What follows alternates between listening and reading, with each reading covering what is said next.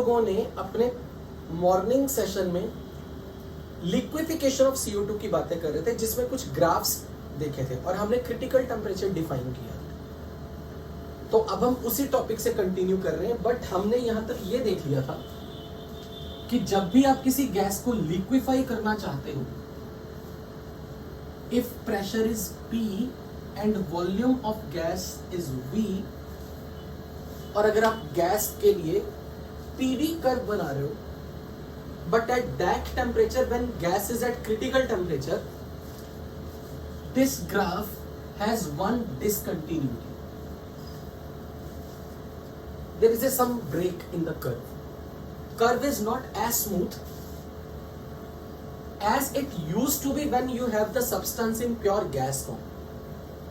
So if temperature of gas is more than critical temperature, but you keep the temperature constant, substance will remain in the gas form and PV graph will be rectangular hyperbolic curve. At every point of this curve, whatever the temperature is T1, this remains to be T1 at every point. So this graph is plotted at constant temperature, so this curve is isotherm. Again, this curve is isotherm, but at every point on this curve, whatever the temperature is, we call that temperature as critical temperature. And when temperature is below critical temperature, इस graph के हर point पर temperature same है. कोई भी curve जिसके हर point पर टेम्परेचर कांस्टेंट हो वो आइसोथर्म है. And when you have temperature less than critical temperature, you will have some vertical part of the length. There is always some horizontal line in the curve. So this region from A to B, substance behaves as a substance remains in form of which form? From A to B region, in this region, substance will remain in the gas form, and in this region, from B to C and then C to D, from C to D, substance will remain in which form? Liquid. At this point, अभी बताऊंगा. At this point, corresponding to this point, let's say this point is E.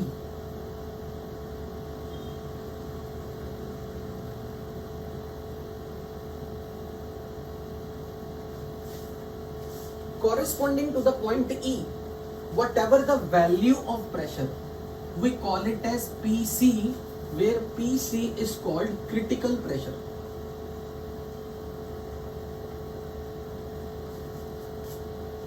And corresponding to E point, whatever the volume is there at this point, volume is called VC, is called critical volume. But इस graph के हर point पे temperature is constant. Temperature is equal to critical temperature TC.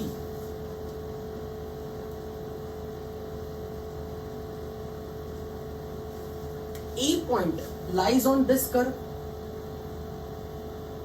E point belongs to this curve, and at this curve everywhere temperature is TC. So accordingly E point पर substance का temperature will be TC. Whatever the pressure corresponding to E on the y-axis, this is called critical pressure. And whatever the volume of substance at corresponding to this point E, we call it as critical volume.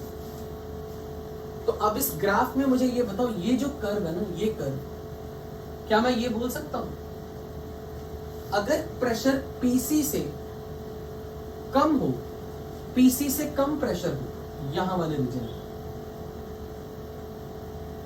और volume VC से ज्यादा हो, when pressure is more than PC, volume is more than VC, pressure is less than PC, volume is more than VC, but T is TC. तो पहली बात तो T equal to critical temperature means इस curve की बात हो रही है. इस कर्व में कोई भी पॉइंट बताओ जहां पर प्रेशर पीसी से कम हो, लाइक दिस, पर वॉल्यूम वीसी से ज्यादा हो, वीसी से ज्यादा, ये वाला पॉइंट, तो इसके कॉरेस्पॉन्डिंग ये ग्राफ यहां कहीं जाके मीट करेगा. This volume is more than VC, this pressure is less than PC, पर at every point on this curve T is TC, तो this represent which physical form of the gas? Solid, liquid, gas. Which form of the substance? Gas. तो मैं बोलूंगा जब तक pressure critical pressure से कम है और वॉल्यूम क्रिटिकल वॉल्यूम से ज्यादा, तो इस कर्व के आप कहीं भी किसी भी पॉइंट की बात करोगे तो that will represent gaseous form of the substance. क्योंकि आपको क्वेश्चन इस तरह के पूछे जाते हैं कि कर्व बना दिया जाता है, कर्व देखिए आपको ऐसे कंडीशंस बता देंगे, फिर आपसे पूछेंगे बताओ आपका सब्सटेंस सॉलिड फॉर्म में, लिक्विड फॉर्म में या गैस फॉर्म में. अगर मैंने आपसे पूछा see when pressure is less than PC, volume is more than VC but temperature is TC, substance will remain as gas. Now you tell me, when pressure is more than PC, temperature is less than TC. तो मुझे कोई point बताओ यहां पर graph में, PC से ज्यादा pressure but temperature less than TC, मतलब इस कर्व की बात हुई, इस कर्व की बात. जब temperature is less than TC, you are at on this curve. But pressure is less than PC. When pressure is less than PC, you can have this point here. But if pressure is less than PC, you can have this state as well.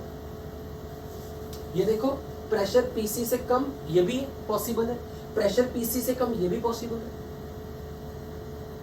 और temperature इस curve पर T less than TC always है.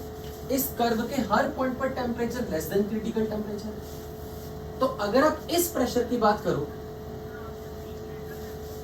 ओ sorry, हाँ तो चलो ठीक है, पहले P ग्रेटर देन PC की बात कर रहे हैं. So any pressure greater than PC, then definitely इस वैल्यू से ऊपर इस कर्व में हमेशा लिक्विड फॉर्म ही रहेगा. So I will say substance will remain as liquid. Am I right or wrong? This is correct, na? When temperature is less than TC but pressure is more than PC, more than this pressure, on this curve you represent, this part represents substance is in liquid form. When pressure is less than PC but T is less than TC, when temperature is less than TC, you are on this curve. Now if you want to get single answer, otherwise यहां तक answer more than one correct है, क्योंकि अगर मैंने ये pressure रखा PC से कम और इसी कर्व की बात हुई, इसी कर्व की, तो ये इसे यहां इंटरसेक्ट करेगा. मानते हो या नहीं? This value of pressure P1 is less than PC, but इसके कॉरेस्पॉन्डिंग पॉइंट तो लिक्विड वाली लाइन पे एग्जिस्ट कर रहे हैं. तो मैं ये कहूंगा कि P लेस देन PC पे तो सब्सटेंस लिक्विड है. पर कोई ये भी कह सकता है सर अगर हमने ये वाला प्रेशर रखा हो, अब ये लाइन यहां पे से इंटरसेक्ट कर दी, तो इट कैन रिप्रेजेंट गैस भी तो हो सकता है. तो अब मुझे मेंशन करना पड़ेगा V क्या रखना है, VC से ज्यादा या VC से कम. अगर मैंने कहा V is more then VC, तो आप यहां पर ऑब्वियसली बोलोगे कि अगर VC से ज्यादा वॉल्यूम है तो हम इसकी बात कर रहे हैं, इसकी बात कर रहे हैं, इसकी बात कर रहे हैं, इसकी बात कर रहे हैं. क्या पता आप इस पॉइंट पे हो, क्या पता आप इस पॉइंट पे हो, क्या पता आप इस पॉइंट पे हो, क्योंकि VC से ज्यादा वॉल्यूम तो any point on this right hand side, but pressure तो लेस देन PC. तो अब तो आप हो सकता है यहां पे हो, यहां पे हो, यहां पे हो, यहां पे हो, बट डेफिनेटली अगर कोई बोलेगा कि substance can exist as a gas, तो वो गलत नहीं है. मानते हो या नहीं? पर अगर बाय चांस कोई कंडीशन आपके सामने ऐसे आ जाए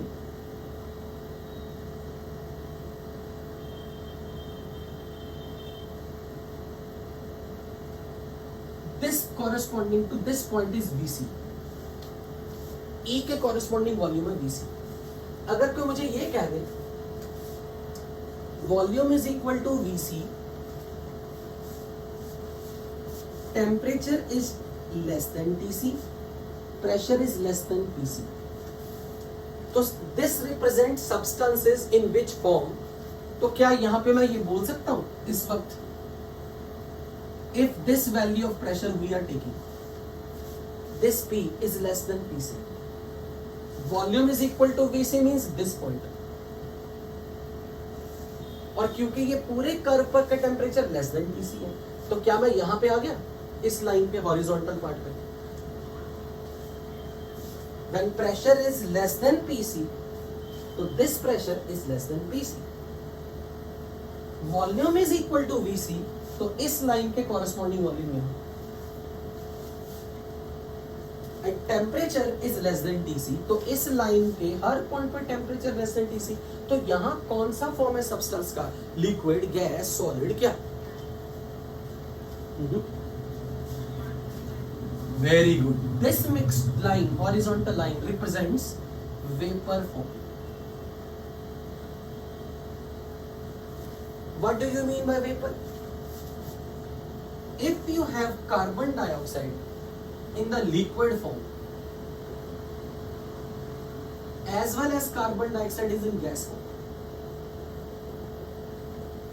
this equilibrium mixture, जब मैंने वर्ड बोला ना equilibrium mixture, इसका ये मतलब है corresponding to this mixture temperature is constant.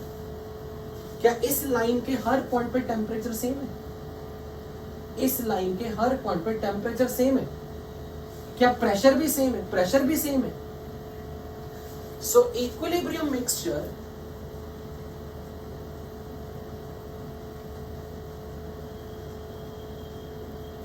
of gaseous form of a substance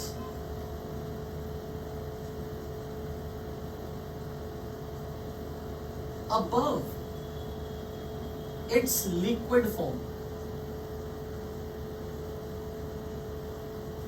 is called vapor form.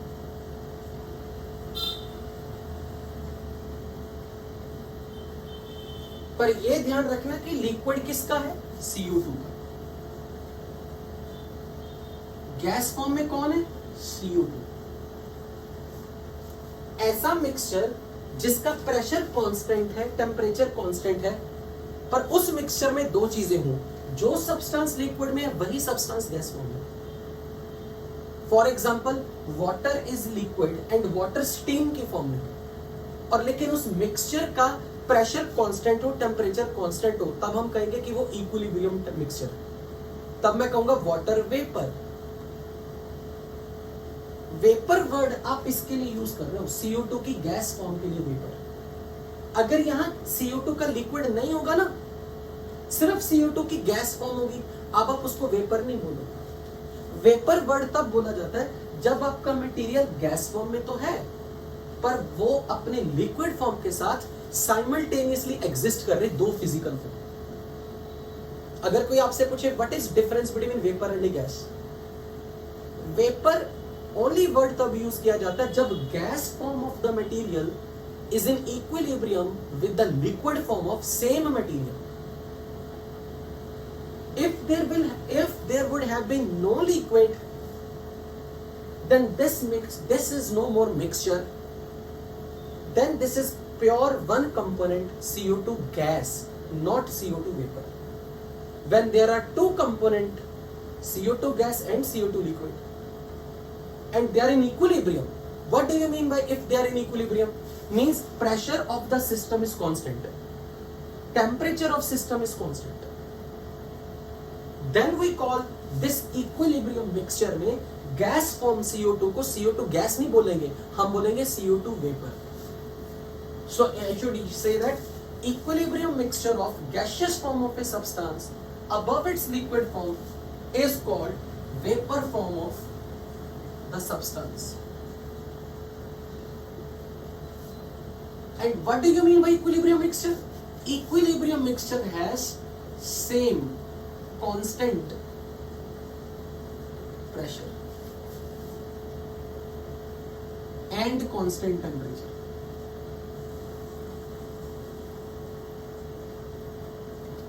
बच्चों ये बात समझ में लगी या नहीं?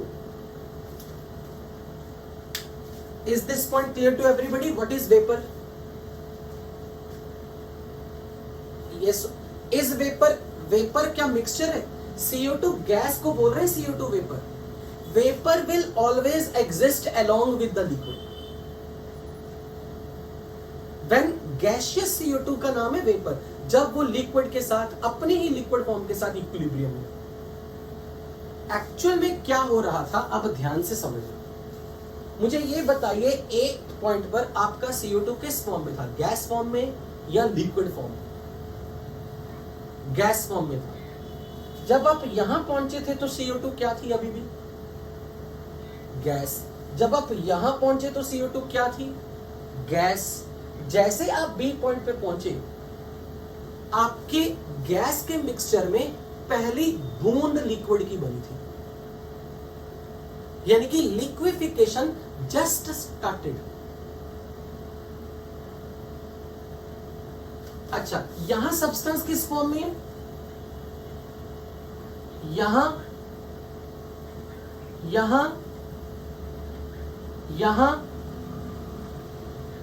तो मुझे ये बताओ, मैं ऊपर से जब नीचे आ रहा हूं तो मैं लिक्विड के सरफेस से प्रेशर क्या कर रहा हूं, कम या ज्यादा? प्रेशर कम करता जा रहा हूं. यहां जब मुझे गैस से लिक्विड बनाना है तो मैं प्रेशर क्या करता जा रहा हूं, यानी कि गैस फॉर्म पर प्रेशर बढ़ाता जा रहा हूं. और अगर मुझे लिक्विड से गैस बनाना है तो लिक्विड से मैं नीचे आ रहा हूं तो मेरे को प्रेशर कम करना पड़ रहा है. यानी कि यहां से लेके यहां तक सब्सटेंस पूरा लिक्विड फॉर्म में है, पर जैसे ही मैं सी पॉइंट पे पहुंचा तो मेरे लिक्विड में पहला बबल बना. समझे? यानी कि इस पॉइंट पर अगर आप लिक्विड की तरफ से, अगर आपके पास 0 टाइम पर लिक्विड है, सिर्फ 0 टाइम पर इनिशियली CO2 लिक्विड में है, तो आप यहां कहीं हो. ध्यान से समझना, अगर आपके पास किसी कंटेनर में CO2 लिक्विड है ना, आप यहां कहीं हो. आपने यहां पर एक वैक्यूम पंप लगा दिया. वैक्यूम पंप अंदर की हवा खींची जा रही है, बाहर आ रहा है. तो ऊपर प्रेशर कम हो रहा है या ज्यादा हो रहा है? जब मैं वैक्यूम पंप लगाऊंगा, वैक्यूम पंप हवा खींच रहा है अंदर से बाहर की तरफ. ऊपर अब CO2 लिक्विड के सरफेस के ऊपर प्रेशर क्या हो रहा है? तो आप यहां से यहां आए, पर अभी भी आपका CO2 लिक्विड है. अब आपने प्रेशर और कम किया, वैक्यूम पंप से हवा और खींची, तो लिक्विड से यहां से आप यहां आए. फिर आपने वैक्यूम पंप से और हवा खींची. एक पॉइंट पर आपने वैक्यूम से हवा खींचते खींचते अंदर का प्रेशर इतना कम कर दिया कि अंदर पहली बार यहां एक बबल बन गया, और वो बबल्स ऊपर दौड़ता हुआ यहां है. उस समय मैं बोलूंगा कि इस लिक्विड के अंदर पहली बार वेपराइजेशन स्टार्ट हो गई. देखो मैंने वर्ड बोला लिक्विड का वेपराइजेशन, क्योंकि जब ये बबल यहां आएगा, ये बबल सरफेस से, लिक्विड के सरफेस से उठता हुआ ऊपर उठेगा. अब आप यहां पे पहुंच गए. अब जब आपने यहां से यहां गए, यहां से यहां गए, यहां से यहां गए, प्रेशर क्या हो चुका है? तो अब अगर आपने यहां से अगर और बबल बनने शुरू हो गए, पर उसके लिए आपको क्या करना पड़ा? वॉल्यूम बढ़ाना पड़ा, वॉल्यूम इंक्रीज करना पड़ा. यानी कि आपने कंटेनर को खोलना शुरू कर दिया, एक्सपैंड करना शुरू कर दिया, बबल्स बनने लगे और बबल्स बने. पर बबल्स बनते जा रहे हैं, यानी कि आपके लिक्विड की क्वांटिटी क्या होती जा रही है? लिक्विड का मास, लिक्विड का मास क्या होता जा रहा है? घट रहा है, बढ़ रहा है? पर लिक्विड अब किस में कन्वर्ट हो रहा है? बबल्स में. लिक्विड का मास घटेगा, पर गैस का मास बढ़ेगा, पर प्रेशर नहीं चेंज हो रहा, प्रेशर कांस्टेंट है. क्यों? जरा ये देखो, गैस का प्रेशर हम ऐसे निकालते हैं ना, nRT/V। अब मुझे ये बताओ, जब और बबल बन रहे हैं तो गैस के मोल्स बढ़ रहे हैं या घट रहे हैं? बढ़ रहे हैं। अगर ये मोल बढ़ रहे हैं तो प्रेशर बढ़ना चाहिए, पर नहीं, क्योंकि अगर आपको इस लिक्विड में पहली बार जब बबल बन गए, अब आपको जब और बबल बनाने ना, आपको वॉल्यूम को क्या करना पड़ रहा है? तो आपको इस कंटेनर को एक्सपैंड करना है, तो आपका वॉल्यूम बढ़ेगा। अगर वॉल्यूम भी बढ़ना शुरू हो गया और गैस के मोल्स भी बढ़ने शुरू हो गए, they will try to make pressure constant. समझ आई ये बात या नहीं? क्योंकि जब मैं यहां से, मैंने आपको जब बोला ना कि मैं एयर को खींच रहा हूं, मैं प्रेशर को कम कर रहा हूं, तो मैंने आपको सेम वॉल्यूम पे प्रेशर घटवाया। पर जब आपने इतना प्रेशर कम कर दिया कि यहां पहला बबल बन गया, अब यहां से यहां आने के लिए प्रेशर चेंज नहीं होगा, पर वॉल्यूम इंक्रीज करना पड़ रहा है। तो अब अगर आपने कंटेनर को बड़ा किया, फ्लेक्सिबल वॉल वाले कंटेनर में वॉल्यूम बढ़ा दिया, तो और बबल्स बनने शुरू हो जाएंगे। क्योंकि वॉल्यूम बढ़ेगा तो प्रेशर घटना चाहिए, पर प्रेशर कह रहा है मैं नहीं घट रहा। अब प्रेशर को मेंटेन करने के लिए गैस के मोल्स बढ़ाने पड़ेंगे, तो और लिक्विड से वेपर बनने शुरू होगा। पर एक सर्टेन पॉइंट पे जब मैं वॉल्यूम बढ़ाता गया, मैं यहां से यहां पहुंच गया, यहां से यहां पहुंच गया। जैसे मैं यहां पहुंचा, बताओ क्या हुआ होगा इस मिक्सर में?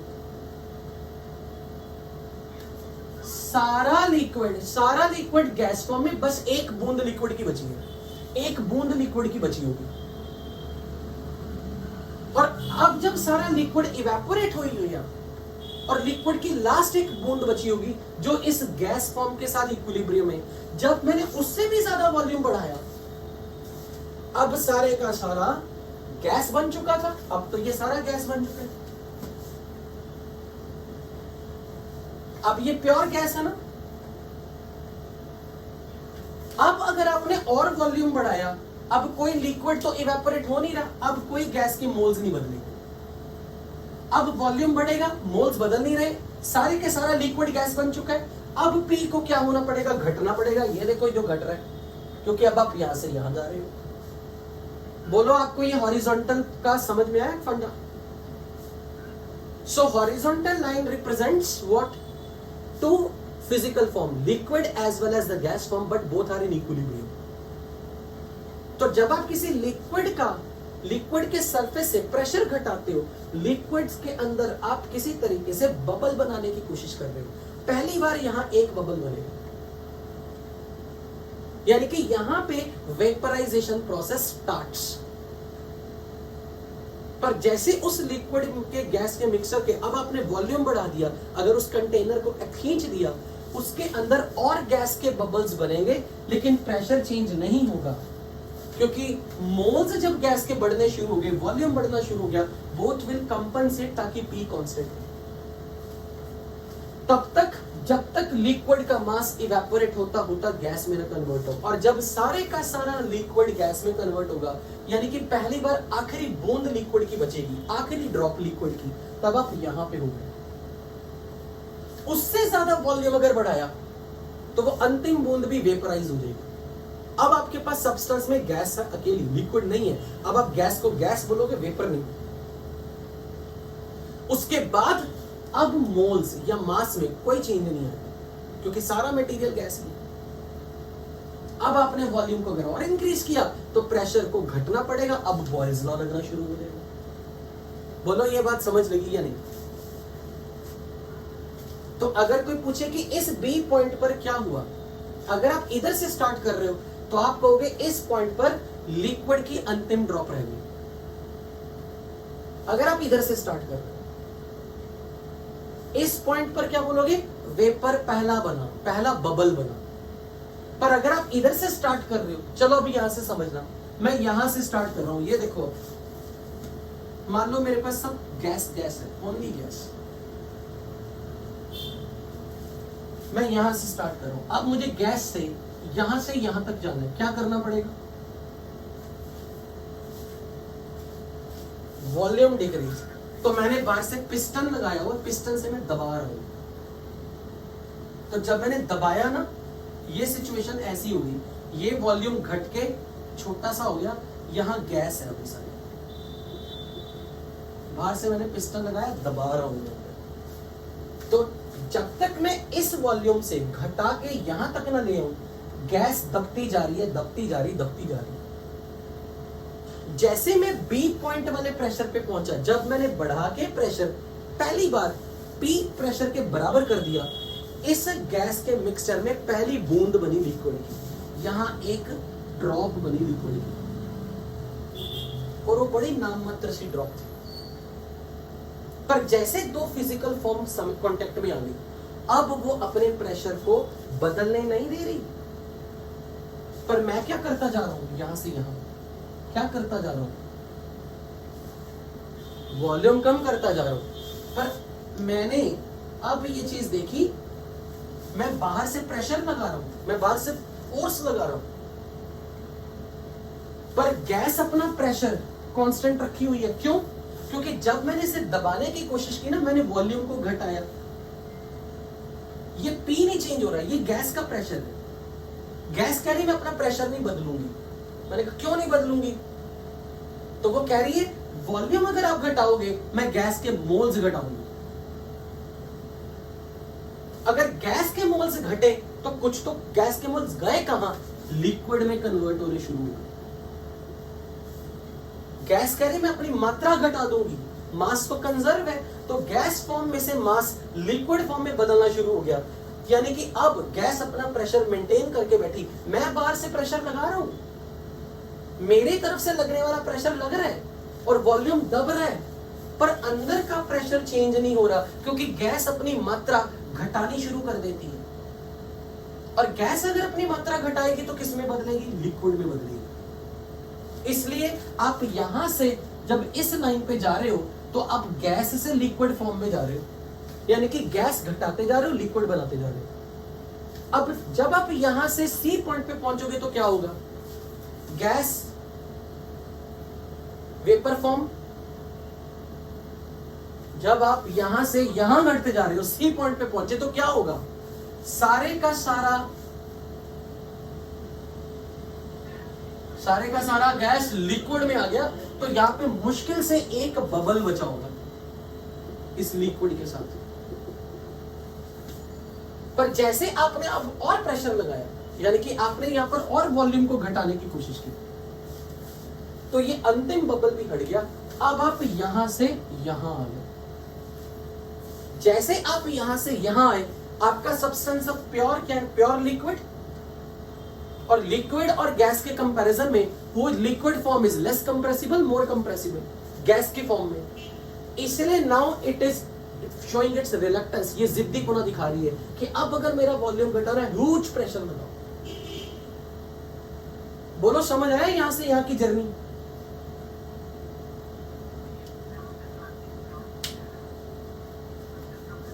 ये गैस का प्रेशर, बाहर का नहीं, अंदर का प्रेशर। समझ में आई या नहीं? इज दिस पॉइंट क्लियर सबको ये चीज? तो मुझे बताओ सी पॉइंट पर आप क्या बोलोगे? सी पॉइंट पर क्या होता है? अगर आप लिक्विड से अगर गैस फॉर्म में जा रहे हो, तब आप सी को क्या बोलोगे? गेट सी पॉइंट, पहला बबल बना। और अगर आप गैस से लिक्विड की फॉर्म में आ रहे हो, तब आप सी पॉइंट पे क्या बोलोगे? लास्ट बबल बचा है। अच्छा, आप बी पॉइंट को क्या बोलोगे अगर आप लिक्विड से गैस में आ रहे हो? लास्ट ड्रॉप ऑफ लिक्विड बची। और अगर आप इधर से इधर जा रहे हो तो पहली ड्रॉप लिक्विड की बनी है। और इस पूरे मिक्सचर में क्या प्रेशर कांस्टेंट कैसे है? क्योंकि प्रेशर nRT/V है, तो अगर आप V कम करोगे या V ज्यादा करोगे, जो भी करोगे, गैस के मोल्स को उसकी कीमत चुकानी पड़ेगी ताकि P ना बदले। क्योंकि गैस को अगर लिक्विड में कन्वर्ट होना है या लिक्विड को गैस में कन्वर्ट होना है, तो मोल्स में चेंजेस आने शुरू हो जाएंगे अगेंस्ट चेंजेस इन वॉल्यूम। अगर आप इधर से इधर जा रहे हो, वॉल्यूम घटा रहे हो, तो गैस के मोल घटेंगे। अगर आप इधर से इधर जा रहे हो, वॉल्यूम बढ़ा रहे हो, तो गैस के मोल्स बढ़ेंगे ताकि P सेम रहे। समझे या नहीं?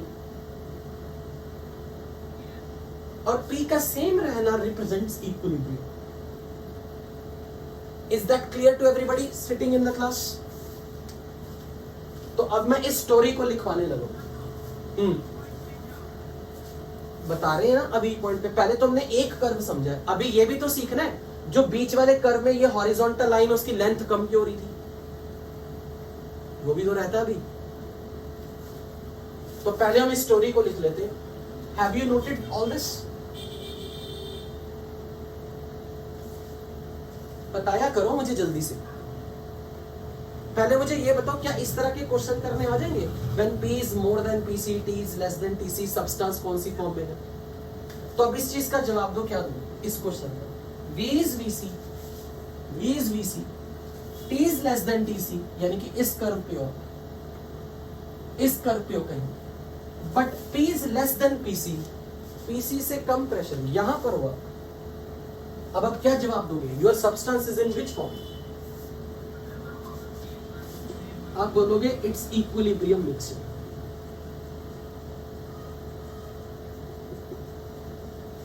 Of CO2 in the gas form plus CO2 in the liquid form. और इक्विलिब्रियम मिक्सचर को रिप्रेजेंट करने का साइन है ऐसा.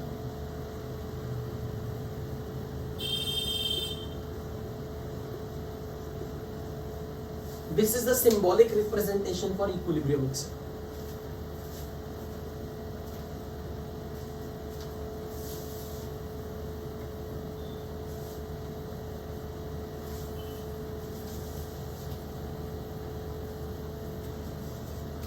So along horizontal line BC at C, first bubble forms in a liquid. If we observe starting from liquid,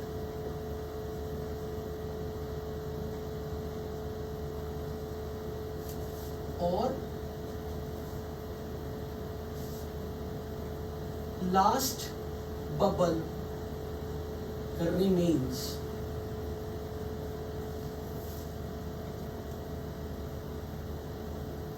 or first drop of liquid is formed,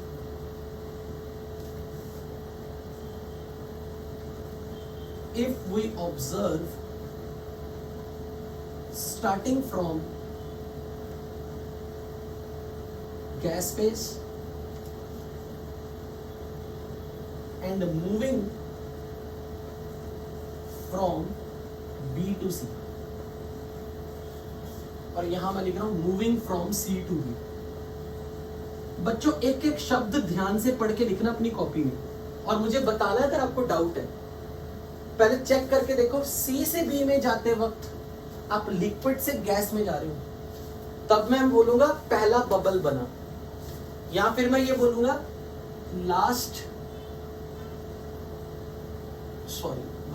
first bubble is formed.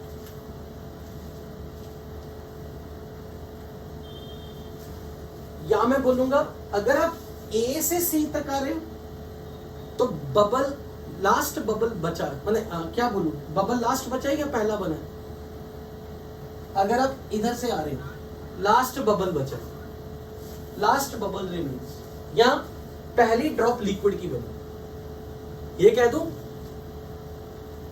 नहीं, वो तो B पे बन रही है तो ये line नहीं लिखनी, ये लाइन नहीं लिखनी. तभी मैंने कहा ना हर चीज पढ़ पढ़ के लिखनी, सोच के लिखनी है, रट के नहीं लिखनी. एट बी, तो अगर मैं लिक्विड से जा रहा हूं गैस फॉर्म में, इधर से देख रहा हूं, इधर से स्टार्ट करके इधर तक पहुंचा, तो क्या बोलूंगा? At B last drop of liquid remains.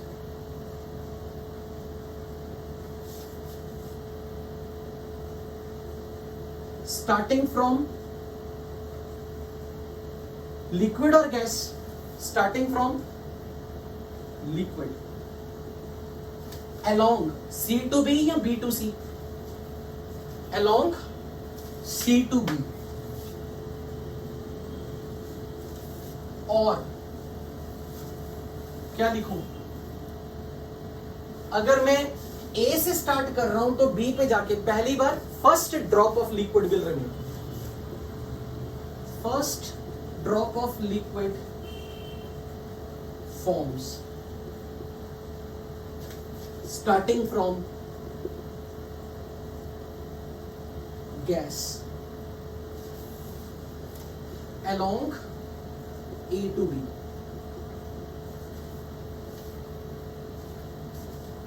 अब ये बताओ B से C में गैस का प्रेशर nRT by V है. B से C में अब चेक करके बताओ, B से C में गैस का प्रेशर विल रिमेन कांस्टेंट और सम चेंज, और B से C में वॉल्यूम क्या हो रहा है? वॉल्यूम अगर घट रहा है तो प्रेशर तो बढ़ना चाहिए, क्यों नहीं बढ़ रहा? क्योंकि मोल्स भी घटेंगे. किसके मोल्स? गैस के, लिक्विड के? ये मोल किसके हैं? गैस के. अगर गैस के मोल घटेंगे, मास तो कंजर्व है मिक्सचर का, गैस के मोल घट रहे हैं तो फिर क्या होना पड़ेगा? Total mass remain same, liquid का मास बदलेगा. So moles of the gas decreases, यानी कि mass of the gas decreases, but mass or moles of the liquid in the equilibrium mixture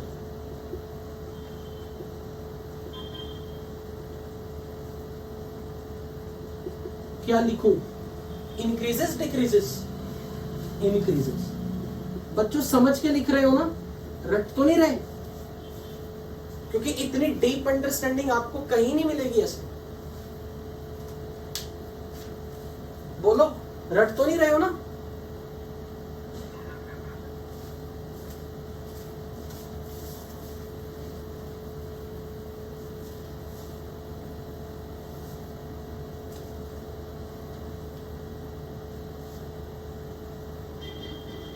Aryan कुछ पूछ ले?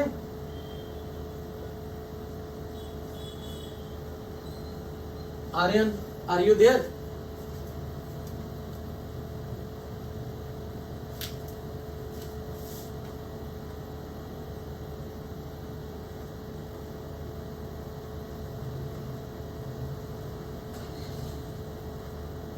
ये बताओ E डॉट एम क्या है? E dot M equilibrium mixture. अब मैं इस चीज का आंसर देने की तरफ बढ़ रहा हूं कि जब मैंने गैस का टेम्परेचर बढ़ा दिया था तो ये कर्व, ये पॉइंट उठ के लेफ्ट में आ गया और ये पॉइंट उठ के राइट में आ गया और ये लेंथ छोटी हो गई.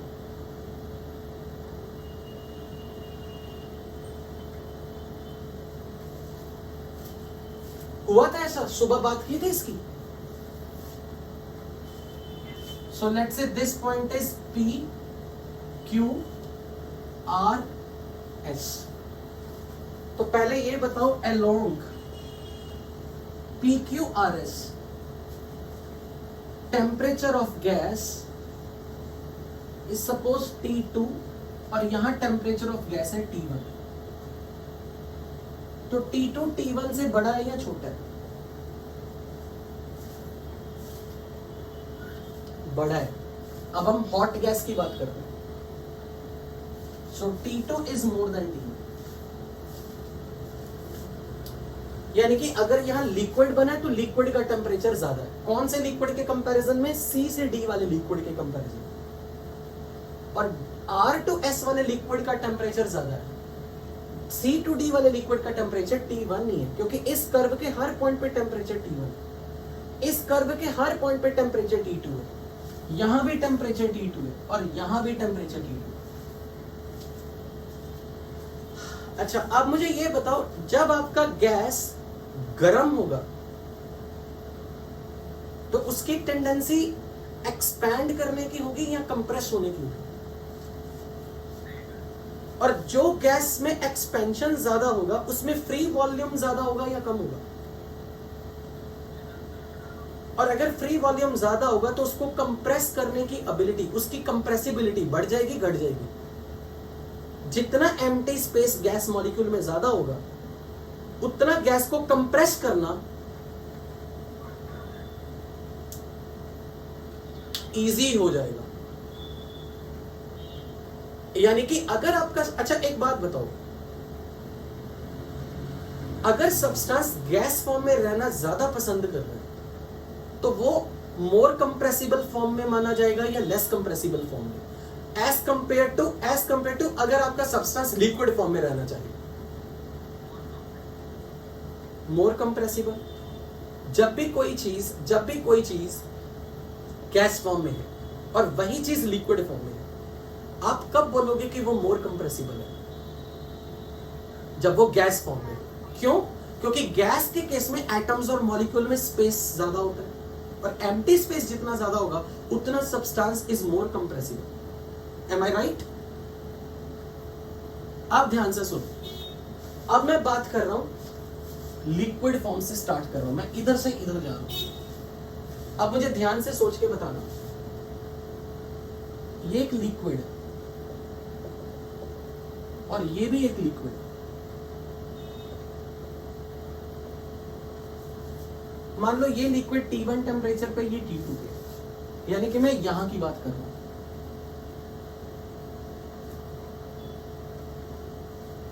अब मुझे एक बात बताओ, ध्यान से समझो। इस लाइन पर सब्सटेंस इस पॉइंट पे, D पॉइंट पे लिक्विड है ना, लिक्विड एट टेम्परेचर T1, और इस पॉइंट पे लिक्विड एट टेम्परेचर T2 है। आप ये देखो, अगर बराबर प्रेशर उनके सरफेस पे, दोनों के सरफेस पे प्रेशर अगर बराबर है, आप ये देखो कौन से लिक्विड का वॉल्यूम ज्यादा है, चेक करके बताओ। क्यों? क्योंकि आपने ये पढ़ा, गर्म करने पे चीजें एक्सपैंड करती हैं। तो अगर ये लिक्विड का टेम्परेचर T2 है और इस लिक्विड का टेम्परेचर T1 है, दोनों का मास सेम है, mass same, who will have higher tendency to expand? The liquid at higher temperature? इसीलिए देखो, सेम प्रेशर पे इस लिक्विड का वॉल्यूम और इस लिक्विड का वॉल्यूम ज्यादा है, क्योंकि आपने लिक्विड का टेम्परेचर बढ़ा दिया हुआ था। तो लिक्विड जब गर्म होगा it will expand. Do you agree to this? बोलो। अगर कोई कह दे कि इस प्रेशर पे, सेम प्रेशर पे दोनों लिक्विड है, ये लिक्विड वाली लाइन है, लेकिन इस लिक्विड का जो T1 टेम्परेचर पे उसका वॉल्यूम इतना है और इस लिक्विड का वॉल्यूम है इतना, तो वॉल्यूम पहले से ज्यादा है ना, इधर वाले पॉइंट से इधर वाले पॉइंट पे, यानी कि ये लिक्विड ज्यादा स्पेस ऑक्यूपाई कर रहा है। यानी कि अगर मैंने बराबर का मास रखा ना, बराबर का मास, तो इसने, लिक्विड ने ज्यादा वॉल्यूम ऑक्यूपाई किया एज कंपेयर टू। अब ये लिक्विड हॉट है, थोड़ा हॉट है, गर्म है, तो किस लिक्विड की इवेपोरेट होने की टेंडेंसी ज्यादा होगी? T2 का। यानी कि अगर मैं उनको सेम वॉल्यूम पे कंपेयर करूं ना, अगर मैंने इनका सेम वॉल्यूम कंपेयर किया, तो इस लिक्विड की टेंडेंसी गैस फॉर्म में जाने की ज्यादा होगी, तो इसका वेपर प्रेशर ज्यादा होगा, इसके सरफेस पे इसके वेपर्स ज्यादा होंगे। यानी कि अगर इस लिक्विड के सरफेस पर वेपर्स देखो और इस लिक्विड के सरफेस पे वेपर्स देखो, अगर मैंने इन दोनों को सेम वॉल्यूम पे कंपेयर किया, ये देखो, अब देखो मैं क्या करने लगा, सेम वॉल्यूम पे कंपेयर दोनों लिक्विड,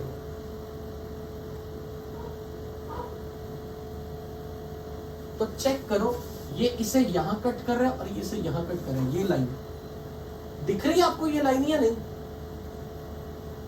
अब मुझे बताओ, इस लिक्विड और इस लिक्विड वाली लाइन सेम वॉल्यूम पे प्रेशर किसका ज्यादा है,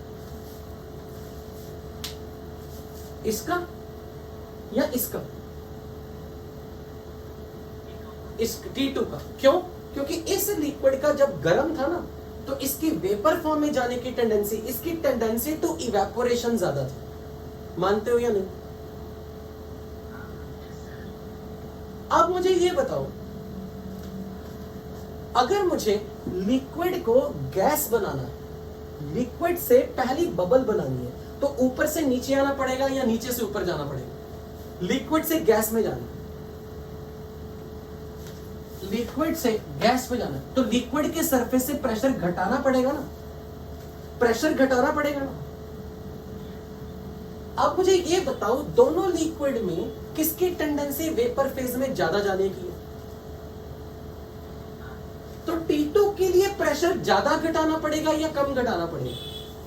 जो लिक्विड ऑलरेडी गैस फॉर्म में जाना चाहता है उसके लिए मुझे प्रेशर को कम घटाना पड़ेगा या ज्यादा घटाना पड़ेगा? अगर मैंने वैक्यूम पंप लगाया, वैक्यूम पंप, तो इसमें बबल बनाना मुश्किल होगा या इसमें बबल बनाना मुश्किल होगा? T1 में, यानी कि जब लिक्विड ठंडा है उसके सरफेस पे बबल बनाना मुश्किल है, उसके लिए मुझे प्रेशर ज्यादा डिक्रीज करना पड़ेगा। बोलो, इसीलिए इसके लिक्विफिकेशन के लिए ज्यादा डिक्रीज यहां तक है, यहां तक लाना पड़ा डिक्रीमेंट प्रेशर का, पर इसके लिए डिक्रीमेंट यहां कितना लाना पड़ा? बताओ ड्रॉप इन प्रेशर किसके लिए ज्यादा आई, यहां से यहां तक या यहां से यहां तक? किसके लिए ड्रॉप ज्यादा आई? क्यों? क्योंकि ये लिक्विड ठंडा था और ठंडे लिक्विड की वेपर में जाने की टेंडेंसी, इवेपोरेट करने की टेंडेंसी कम है, इसलिए इसके लिए ड्रॉप इन प्रेशर कम है, इसके लिए ड्रॉप इन प्रेशर ज्यादा है। पर अगर कोई आपसे ये कह दे कि ये पॉइंट और ये पॉइंट राइट में शिफ्ट क्यों हो गए, तो अब आप ये कहोगे कि ये दिखा रहा है हमें कि अगर मैं इनके लिए सेम वॉल्यूम कर दूं ना, सेम वॉल्यूम, तो इसका प्रेशर ज्यादा है, इसका प्रेशर कम है, क्योंकि इसमें वेपर से ज्यादा बदल रहे हैं, क्योंकि इसकी टेंडेंसी वेपर में जाने की ज्यादा थी। बोल रहे हो, समझ में आया या नहीं? या मैं यूं कह लूं, अच्छा छोड़ो, अगर कोई ये कह दे, पहले तो इस चीज का आंसर दो, ड्रॉप इन प्रेशर ज्यादा किसके लिए करनी पड़ेगी बबल बनाने के लिए, गर्म लिक्विड के लिए या ठंडे लिक्विड के लिए? तो ठंडा लिक्विड के लिए प्रेशर को ज्यादा डिक्रीज करना पड़ा, इसलिए इसके लिक्विड इसमें बबल बनाने के लिए ड्रॉप ज्यादा लाना पड़ा। अब ये बताओ इसका वॉल्यूम और इसका वॉल्यूम, किसका वॉल्यूम ज्यादा है? क्योंकि वो गर्म है ना, लिक्विड गर्म, एंड हॉट सब्सटेंस एक्सपैंड्स और कंप्रेस। तो आप बोलोगे कि इसका वॉल्यूम ज्यादा इसलिए क्योंकि ये लिक्विड हाई टेम्परेचर पे और ये लिक्विड लो टेम्परेचर पे, इसीलिए ये जो पॉइंट है ना, ये पॉइंट राइट में शिफ्ट हुआ, इसके रिस्पेक्ट में राइट में, क्योंकि आपने लिक्विड को गर्म कर दिया था, इसलिए उसका वॉल्यूम बढ़ने के लिए राइट शिफ्ट हुआ। पर ये पॉइंट नीचे ज्यादा क्यों आया? क्योंकि इस लिक्विड में ठंडा होने के कारण उसकी बबल्स बनाने की टेंडेंसी, वेपर बनाने की टेंडेंसी कम थी, उसके सरफेस से वैक्यूम पंप लगा के प्रेशर ज्यादा डिक्रीज करना पड़ा। मानते हो या नहीं? क्या आपको अब ये रीजन समझ में आया कि ये पॉइंट उठ के यहां क्यों गया? अब कोई कहते कि गैस की तरफ से समझाओ, गैस की तरफ से अगर मैं समझाऊं तो मुझे ये बताओ, इन दोनों गैसेस में ज्यादा गर्म गैस कौन सी? इन दोनों में Q वाली ना, T2 वाली ना। अच्छा, तो जिस गैस के लिए चेंज इन वॉल्यूम ज्यादा आएंगे, चेंज इन वॉल्यूम, वो ज्यादा कंप्रेसिबल या लेस कंप्रेसिबल? बोलो। अच्छा चलो छोड़ो, मैं ये समझाता हूं। ये बताओ इन दोनों में से A to B और P to Q में कौन सी गैस हाई टेम्परेचर पे है? PQ वाली। और A to B वाली गैस लो टेम्परेचर पे है, राइट? अब मुझे ये बताओ, जो गर्म गैस होगी उसका वॉल्यूम घटाना मुश्किल होगा या आसान होगा? और ठंडी गैस का वॉल्यूम घटाना आसान होगा या मुश्किल होगा? गर्म गैस का वॉल्यूम घटाना मुश्किल होगा, क्योंकि गर्म गैस की टेंडेंसी क्या है? एक्सपैंड होने की ना। तो उसमें मुझे वॉल्यूम का डिक्रीमेंट अगर लाना हो तो वो काम मुश्किल होगा, आसान होगा? क्योंकि गर्म गैस तो एक्सपैंड करना चाहती है ना। तो अब देखो, अगर मुझे उसका वॉल्यूम बराबर घटाना होता, इतना ही घटाना होता, इतना, इसके लिए मुझे प्रेशर इंक्रीमेंट ज्यादा लग रहा है या किसके लिए प्रेशर इंक्रीमेंट ज्यादा लग रहा है? यहां से यहां तक प्रेशर बढ़ाना पड़ा और अब यहां से यहां तक प्रेशर बढ़ाना पड़ा। किसके लिए? सेम चेंज इन वॉल्यूम लाने के लिए प्रेशर इंक्रीमेंट ज्यादा चाहिए। ये देखो ना, अगर मैंने इसका इनिशियल वॉल्यूम इतना कर दिया और ये इसका फाइनल वॉल्यूम है, यहां से वॉल्यूम को यहां तक इतना डिक्रीज करना है। सेम इनिशियल वॉल्यूम से सेम फाइनल वॉल्यूम तक लाने के लिए ए से बी के लिए प्रेशर को कितना इंक्रीज करना पड़ा? यहां से यहां। मानते हो या नहीं? पर गर्म गैस के लिए इतना वॉल्यूम का डिक्रीज लाने के लिए ये प्रेशर देखो, इंक्रीमेंट इन प्रेशर ज्यादा करना पड़ा ना।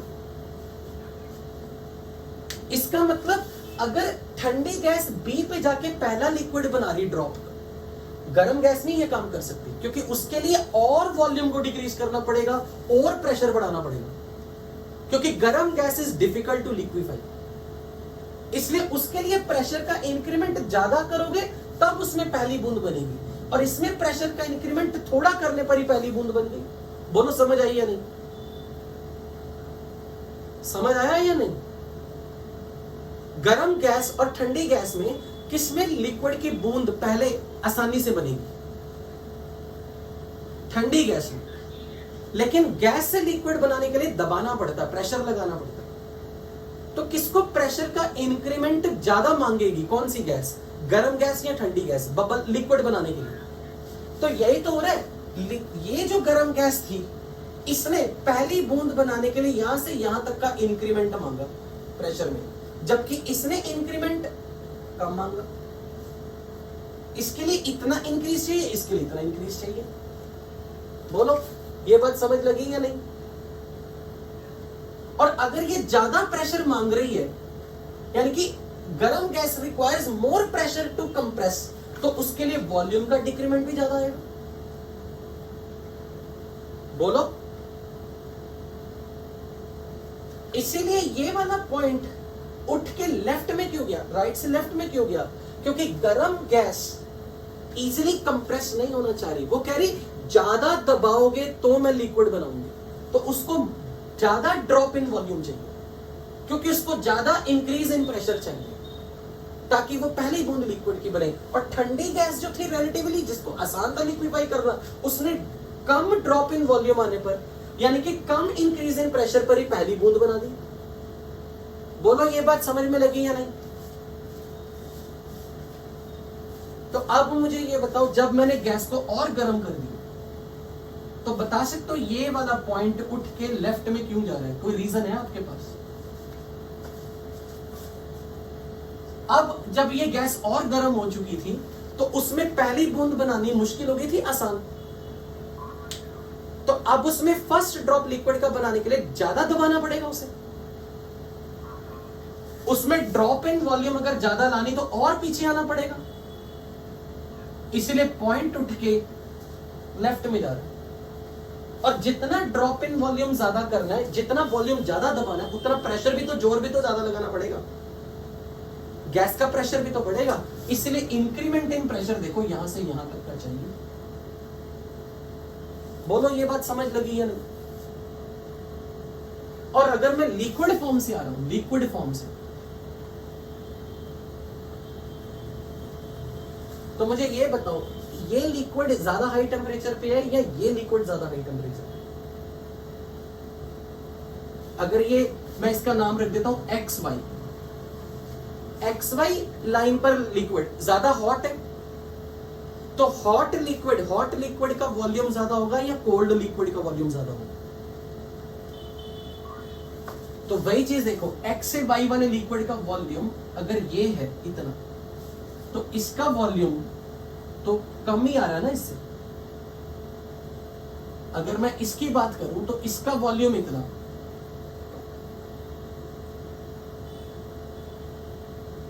ये volume,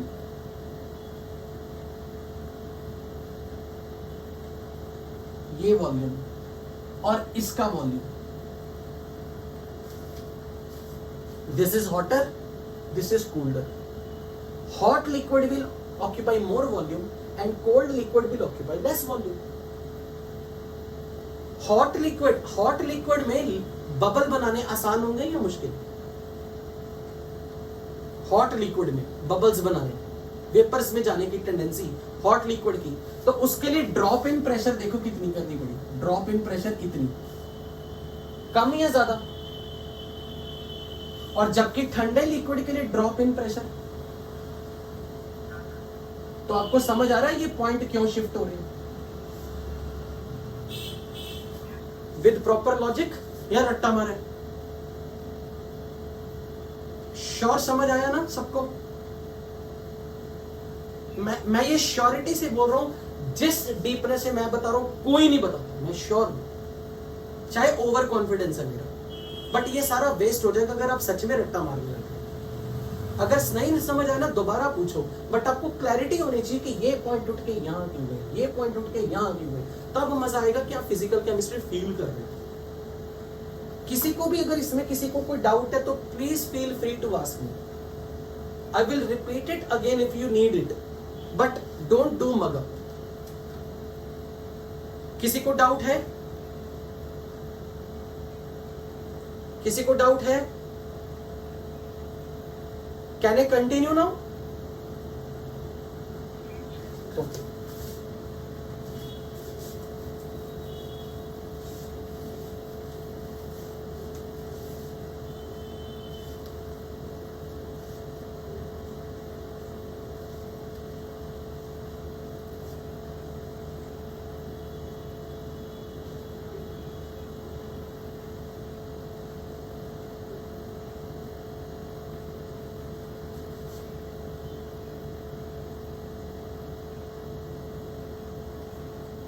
So this is T5,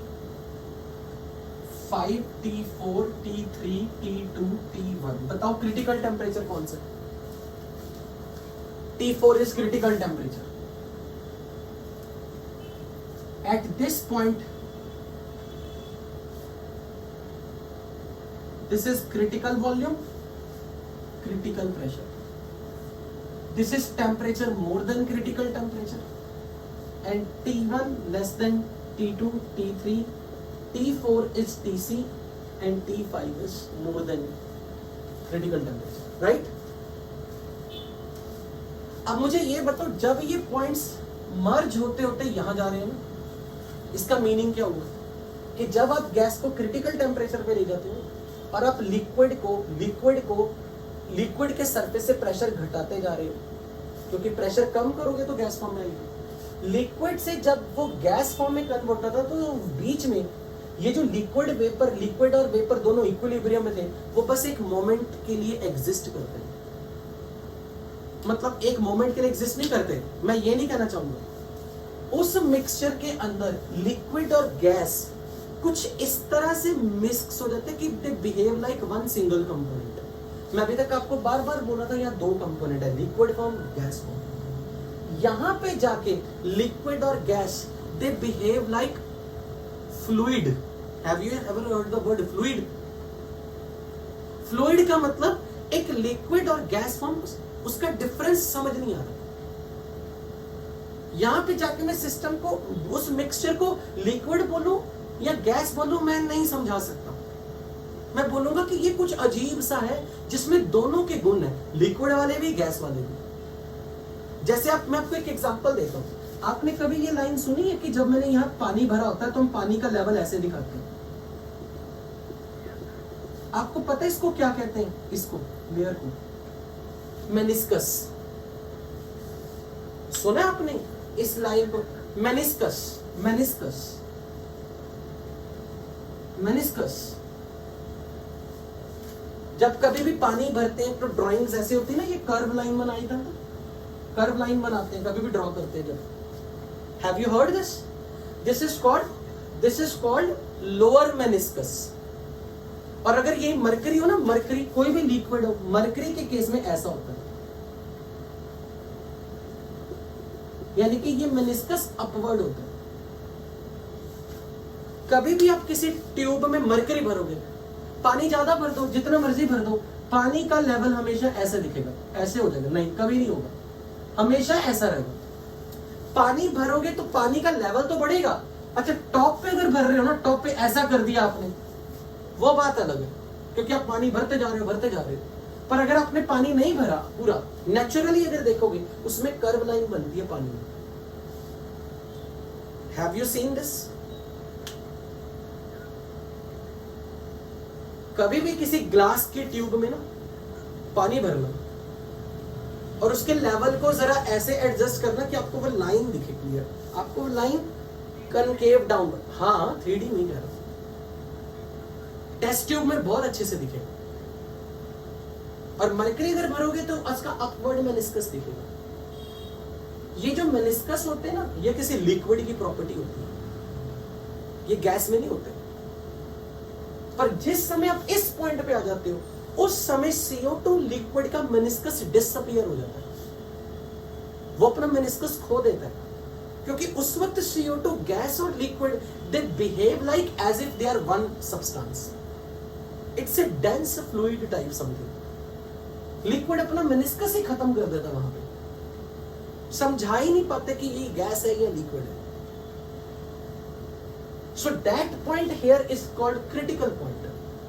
उसके जस्ट नीचे फिर से गैस फॉर्म मिलनी शुरू हो जाती है, उसके जस्ट ऊपर फिर से हमें लिक्विड फॉर्म मिलनी शुरू हो जाती है। Is that clear? बोलो यस और नो। यानी कि मैं ये कहूंगा at point E liquid and gas becomes indistinguishable.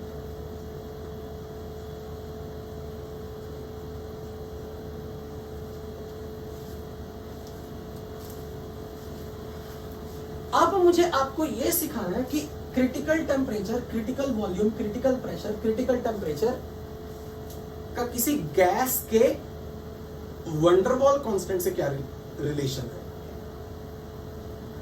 पर मुझे ये बताओ, अगर आपके सामने कोई ये स्टेटमेंट बोले, ideal gases can never be liquefied, is this statement true? Ideal gases can never be liquefied, true. Real gases can only B liquefied. क्योंकि गैस को जब लिक्विड बनाना तो गैस के एटम्स और मॉलिक्यूल के बीच में अट्रैक्टिव फोर्सेस बढ़ानी पड़ेंगी या घटानी पड़ेंगी? बढ़ाने पड़ेंगे। और अगर गैस के मॉलिक्यूल में अट्रैक्टिव फोर्सेस डेवलप हो रही हैं, तभी वो लिक्विड बन रहा है, और सारी गैसेस लिक्विड बनती हैं। इसका मतलब हर गैस के एटम्स और मॉलिक्यूल में कुछ अट्रैक्टिव फोर्सेस तो है, और अगर अट्रैक्टिव फोर्सेस है तो हर गैस का वंडरवॉल कांस्टेंट A भी होगा, क्योंकि A denotes, A signifies attractive forces among the gas. और अगर हर गैस के अंदर एटम है, हर एटम का कुछ ना कुछ रेडियस है, तो हर एटम का वॉल्यूम भी है 4/3 πr³, तो हर गैस का वंडरवॉल कांस्टेंट B भी होगा। यानी कि कोई भी रियल गैस जो एक्चुअल में दुनिया में एग्जिस्ट करती है गैसेस, उनके लिए आप ये नहीं बोल सकते A and B are not defined, A and B are definitely defined. तो अब मैं देखना चाहता हूं कि A और B के साथ critical temperature, critical volume, critical pressure का क्या रिलेशन है। तो अब जरा ध्यान से समझिए। अब मैं आपका सारा ध्यान E पॉइंट पे लेके जा रहा हूं। अल्टीमेटली मैं जो भी कर रहा हूं, मैं किसी गैस पर एक्सपेरिमेंट कर रहा हूं, तो मैं CO2 gas real behaviour of CO2 देख रहा हूं। So it will follow van der Waals equation.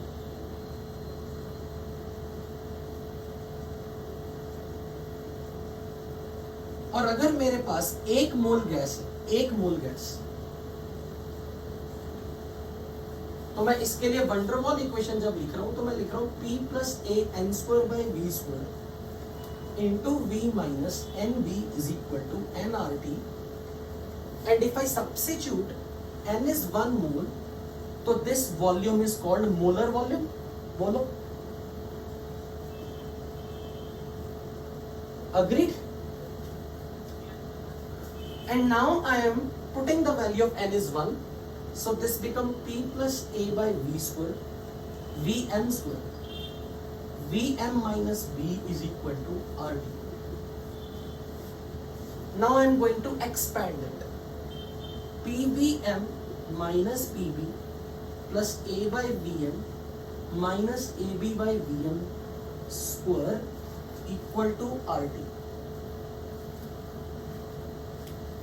Now I am going to divide the whole equation by p. On both sides I am going to divide by p. This become Vm minus b plus a by Vmp minus ab by Vm square p equal to RT by p. Is that clear? कोई change, कोई steps जो ना समझ में लगे? Yes or no? पूरी equation expand कर दी और यहां से मैंने पूरी इक्वेशन को p से डिवाइड कर दिया. और मैं जब ये पूरी इक्वेशन को p से डिवाइड कर चुका हूं तो अब मैं पूरी इक्वेशन को vm स्क्वायर से मल्टीप्लाई कर रहा हूं. vm स्क्वायर से multiplying on both sides, this will become vm cube minus b into vm square a into vm by p minus A B by P equal to R T V M square by P. बताओ बच्चों कोई गलती तो नहीं? मैंने we M square से पूरी equation को दोनों तरफ मल्टीप्लाई किया. So I am taking this term on the left hand side, V M cube minus B plus R T by P V M square plus A V M by P minus A B by P equal to 0. Please check करके बताओ मेरी कोई गलती तो नहीं?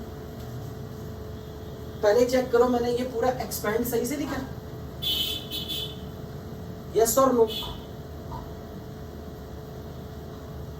Are you guys there? सुन पा रहे हो ना? तो मैंने p into V M, p into B minus sign के साथ plus A V M by V M square को a by V M plus minus minus A B by V M square equal to R T लिखा. फिर मैंने पूरी equation को p से divide कर दिया.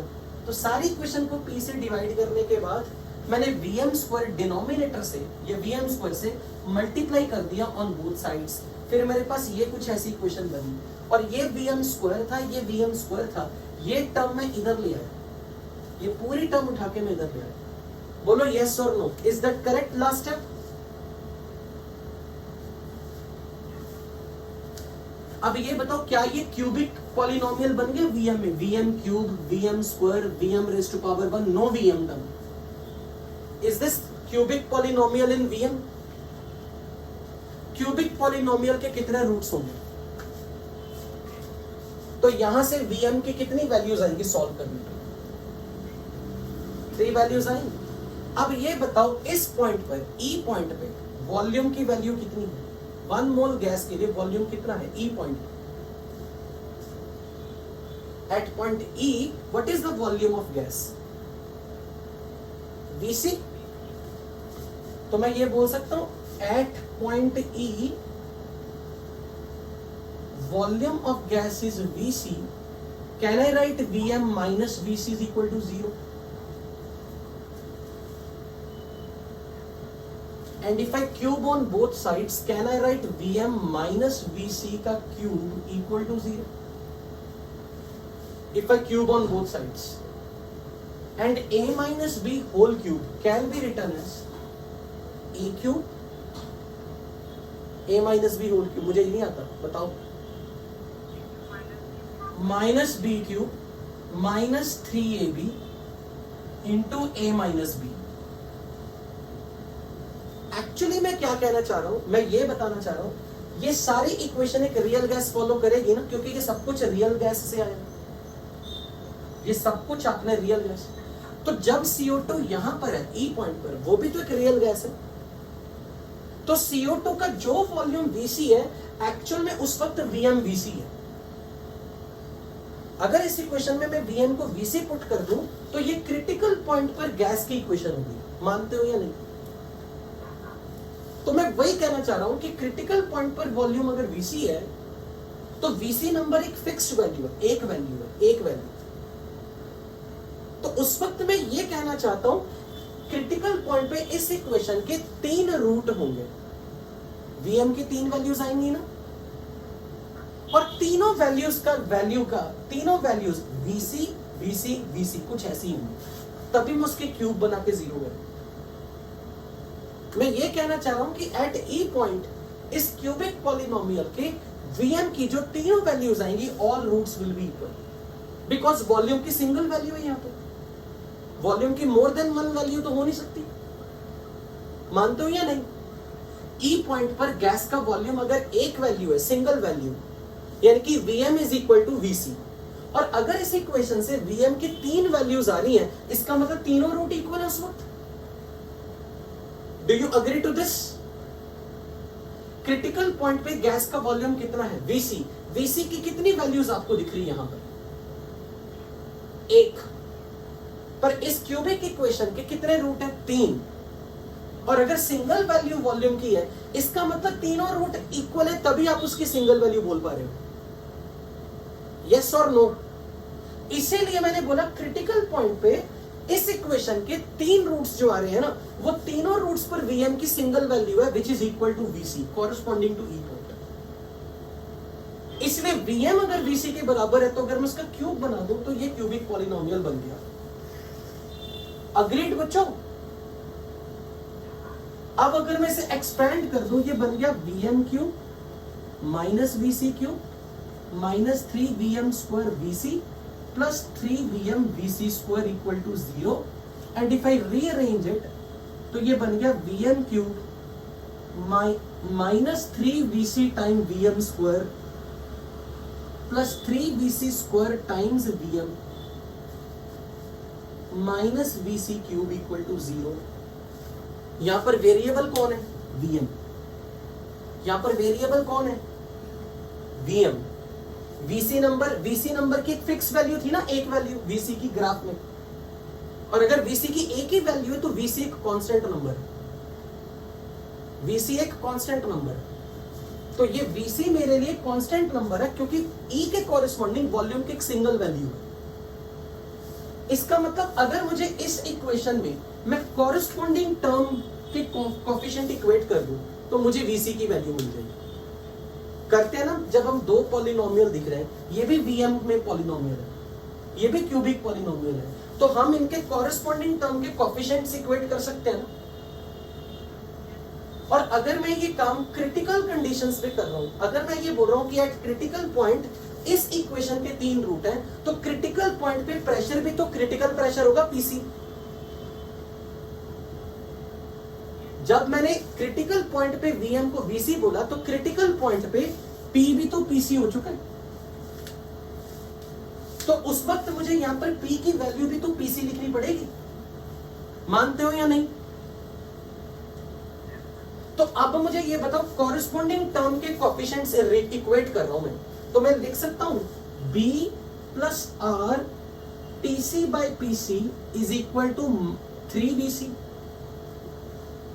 ये भी माइनस था, ये भी माइनस था, minus minus cancel, B plus R TC by PC। क्यों? क्योंकि मैं क्रिटिकल पॉइंट पर टेम्परेचर को क्रिटिकल टेम्परेचर लिखूंगा, क्रिटिकल पॉइंट पे प्रेशर को क्रिटिकल प्रेशर लिखूंगा, क्योंकि मैं क्रिटिकल पॉइंट की बात कर रहा हूं। E पॉइंट पे टेम्परेचर क्रिटिकल टेम्परेचर है, E पॉइंट के कॉरेस्पॉन्डिंग प्रेशर क्रिटिकल प्रेशर है। सो जब मैं एट E पॉइंट बोल रहा हूं, तो इस इक्वेशन में मुझे P को PC लिखना पड़ेगा, T को TC लिखना पड़ेगा। मानते हो या नहीं? E के कॉरेस्पॉन्डिंग प्रेशर PC था, E वाली लाइन पर टेम्परेचर TC है। यस और नो? तो जब ये दोनों इक्वल हो गए, अब अगली इक्वेशन बताओ क्या लिखूं? Vm का coefficient A by PC can be written as 3VC square. अच्छा, last constant number AB by PC can be written as BC का क्यूब। तो अगर आपके पास ये तीन इक्वेशन आ गई ना, थर्ड फोर्थ फिफ्थ, आप मुझे जल्दी से बताओ VC की वैल्यू क्या रहेगी? अगर मैं 5 डिवाइड बाय 4 कर दूं, 5 डिवाइड बाय 4, तो मुझे VC का क्यूब बाय 3VC स्क्वायर से VC की वैल्यू मिलेगी। 5 by 4, will you get VC is equal to 3V? B number constant है ना वंडर वॉल गैस के लिए, तो बताओ वीसी नंबर एक कांस्टेंट नंबर आया या नहीं आया? Put this VC in this equation 4 and find PC. Put VC equal to 3B in equation number 4. What will be PC? Check करो क्या वो A by 27 B स्क्वायर आ रहा है या नहीं, चेक करके देखो. मेरी बात नहीं माननी, खुद कैलकुलेट करो. VC को 3B पुट कर दो.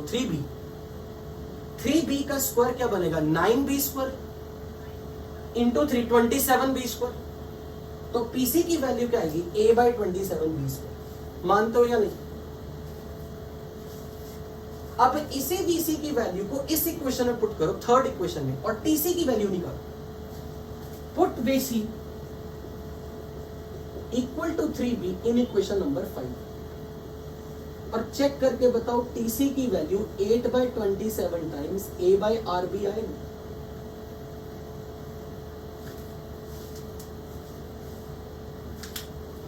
बोलो, चेक करो, जबरदस्ती नहीं माननी मेरी बात.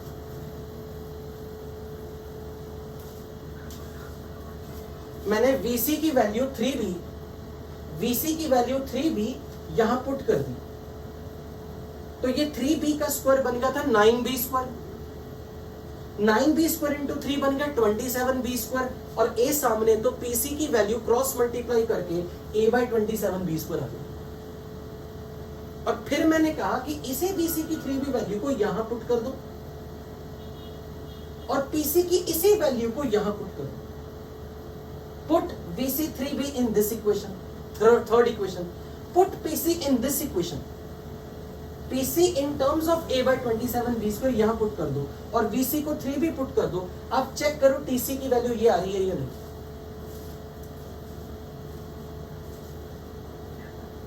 आ रही है या नहीं? तो आपको इस टॉपिक पर कभी भी न्यूमेरिकल आएगा ना, फॉर्मूला बेस्ड आएगा. आपको क्रिटिकल टेम्परेचर, क्रिटिकल प्रेशर और क्रिटिकल वॉल्यूम की वैल्यू पता होनी चाहिए, और फिर ये एक स्टेटमेंट आपको पता होना चाहिए जो क्यूबिक पॉलिनोमियल है. ये क्यूबिक पॉलिनोमियल, इस क्यूबिक पॉलिनोमियल के जनरली कितने रूट्स होते हैं? क्यूबिक पॉलिनोमियल 3 रूट, लेकिन ई पॉइंट पे वो तीनों रूट्स पर क्या रिलेशन होगा? तीनों रूट्स इक्वल होंगे. उस वक्त Vm की वैल्यू कितनी रखी थी ग्राफ में? उस वक्त गैस का वॉल्यूम जितना भी था वो किसके बराबर था? ई पॉइंट के कॉरेस्पॉन्डिंग VC. तो at critical point this cubical equation will have 3 roots and all the 3 roots will be equal. इसीलिए हम बोल रहे हैं कि Vm माइनस VC इधर 0 है. यार एक बात बताओ, आप पॉलिनोमियल में ऐसे करते होंगे कभी ना कभी. अगर ये पॉलिनोमियल के इक्वल टू 0 है तो आप कहते हो ना कि this is equal to 0, this is equal to 0, this is equal to 0. तो Vm is equal to VC, Vm is equal to VC, Vm is equal to VC. That's why 3 roots are equal. बोलो. इसलिए मैं ये कह रहा हूं कि जब मैं क्रिटिकल पॉइंट पे इक्वेशन लगा रहा हूं तो मैं इस इक्वेशन के तीनों रूट्स को इक्वल बोल रहा हूं कि Vm VC के बराबर है. Vm VC, VC VC 3 roots आए. उस वक्त प्रेशर P PC है, टेम्परेचर T TC है. तो मैंने P को PC, T को TC करके कंपेरेबल कोफिशिएंट्स, कंपेरेबल टर्म्स के Vm स्क्वायर का कोफिशिएंट यहां, Vm स्क्वायर का कोफिशिएंट यहां, कॉरेस्पॉन्डिंग टर्म के कोफिशिएंट्स इक्वेट करवा दिए. उससे मैंने ये 3 वैल्यू निकाल दी. बोलो ये चीज क्लियर हो गई या नहीं? लास्ट पॉइंट जिस पे हम क्लास वाइंड अप करेंगे, क्रिटिकल टेम्परेचर की वैल्यू बताओ 8 by 27 A by RB आई. क्या कल से आज की मॉर्निंग क्लास तक आपने इस नंबर के बारे में कभी सुना था? ये कौन सा टेम्परेचर था? वेरी गुड, बॉयल्स टेम्परेचर था. A by RB is boils temperature. तो अब ये बताओ क्रिटिकल टेम्परेचर की वैल्यू बॉयल्स टेम्परेचर से कम आएगी या ज्यादा आएगी? क्या रिलेशन है? चेक करो. ये नंबर बॉयल्स टेम्परेचर है, तो क्रिटिकल टेम्परेचर और बॉयल्स टेम्परेचर का रेशो बताओ कितना आ रहा है? अगर ये बॉयल्स टेम्परेचर है 8 by 27, इज इट नंबर 1 से बड़ा है या ये 1 से छोटा है? ये नंबर. और अगर ये छोटा 1 से तो TC TB से कम होगा या ज्यादा होगा? वाह, TC TB से। और अब मुझे एक बात बताओ, जब किसी गैस का टेम्परेचर बॉयल्स टेम्परेचर से कम होता है तो गैस कौन सा डेविएशन दिखाती है? और क्रिटिकल टेम्परेचर बॉयल टेम्परेचर से कम है या ज्यादा है? तो फिर इसका मतलब जब कोई गैस क्रिटिकल टेम्परेचर पे होगी वो कौन सा डेविएशन दिखा रही होगी? Negative deviation. So at critical temperature, at temperature equal to critical temperature, gas will have Z less than 1, more than 1. Z less than 1. Because at any temperature less than critical temperature, gas shows negative deviation. मानते हो या नहीं? और 1 मोल gas के लिए, जब 1 मोल gas की बात हो रही है तो Z को मैं ये लिख सकता हूं PC VC by RTC eight critical point. आप बोलोगे नहीं मेरे को समझ में, मुझे ये बताओ, Z को हम ऐसे नहीं लिखते थे? P real V real upon P ideal V ideal, ऐसे लिखते थे? P ideal V ideal NRT है। और अगर 1 मोल गैस हो तो 1 मोल गैस के लिए N की वैल्यू 1, तो VR को V हम लिखते हैं। और जब गैस क्रिटिकल पॉइंट पे होगी तो उस रियल गैस का टेम्परेचर TC होगा, और जब गैस क्रिटिकल टेम्परेचर के कॉरेस्पॉन्डिंग E पॉइंट पे है, E पॉइंट पे उसका यही वॉल्यूम VC होगा, उसका प्रेशर PC होगा। तो ये Z की वैल्यू क्रिटिकल पॉइंट पे होगी गैस के लिए। तो अब आपको जब PC की वैल्यू पता है A/27B², VC की वैल्यू पता है 3B, TC की वैल्यू पता है 8A/27RB, तो आप इसके लिए ये सारी वैल्यू यहां पुट करके मुझे Z की वैल्यू बता सकते हो eight critical point. Eight critical point Z की वैल्यू बता सकते हो, क्योंकि जब रियल गैस की बात हो रही E पॉइंट पे, E पॉइंट पे जब रियल गैस होगी तो उसका वॉल्यूम BC है, उसका टेम्परेचर TC है, उसका प्रेशर PC है, तो PC VC by RTC is Z। Put the value of all this number और मुझे ये वैल्यू बताओ कितनी आ रही Z की। चेक करना 3/8 आएगी। और क्या 3/8 नंबर 1 से बड़ा है छोटा है? तो मैं बोल सकता हूं ना गैस के लिए Z less than 1 है when gas is eight critical temperature corresponding two point E point पे एट पॉइंट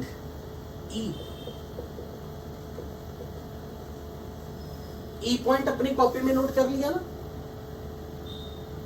E पॉइंट, तो गैस नेगेटिव डिविएशन दिखाएगी, पॉजिटिव डिविएशन। Very good. तो यहां पे हमारा ये टॉपिक भी खत्म हुआ। अब हमारा कल वाली क्लास में यूडियोमेट्री का टॉपिक खत्म करना, फिर हमारा ये चैप्टर ओवर होगा। हाँ जी बोलो भाई, क्या कहना चाह रहे हो? यस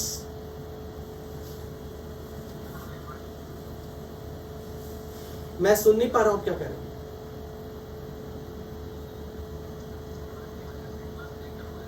ओके कोई नहीं, रिकॉर्डिंग आ जाएंगी, रिकॉर्डिंग तो आ ही जाएगी। ये तो थैंक गॉड की रिकॉर्डिंग आ जाती है। ठीक है, सो फाइनली आ जानी चाहिए। मैं अभी ग्रुप में फिर से पोस्ट कर दूंगा, उनको रिमाइंडर दे दूंगा। ओके बच्चों, finally going to end up the meeting. Thank you so much and thanks a lot for cooperation.